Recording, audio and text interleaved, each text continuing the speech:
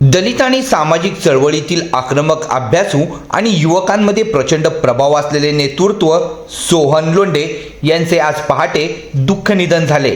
हृदयविकाराच्या तीव्र झटक्याने त्यांची प्राणज्योत मालवली।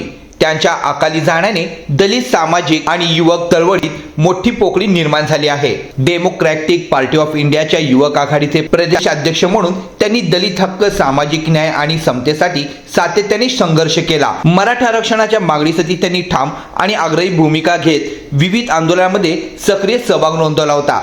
हॅपी युथ क्लबच्या माध्यमातून युवकांना संघटित करत त्यांनी सामाजिक कार्याचा भक्कम पाया घातला होता। सोहन लोंढे यांच्या निधनाची बातमी कळताच महाराष्ट्राचे कृषी मंत्री दत्ता मामा भरणे, राष्ट्रवादीचे शहराध्यक्ष संतोष भाऊ पवार आणि राष्ट्रवादीचे आनंददादा चंदनशिवे यांनी त्यांच्या निवासस्थानी जाऊन कुटुंबाचे सांत्वन केलं। सोहन लोंढे यांचे विचार आणि कार्य कायम स्मरणात राहतील।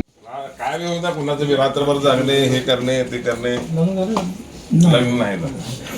ही बहीण आहे, वडील आहे ते, अजून एक भाव आहे ते, चुलते आहे ते, आई वाले हे काय आईचा फोटो त्यांचा। त्यामुळे तिला वाईट वाटतं ना बहिणीला। तुम्हाला कोणी दिले? नाही, लग्न नाही तिचं। आहे तुम्ही तुमच्या दुःखात सहभागी आम्ही। हा दादा आहेच, आम्ही सगळे आहे।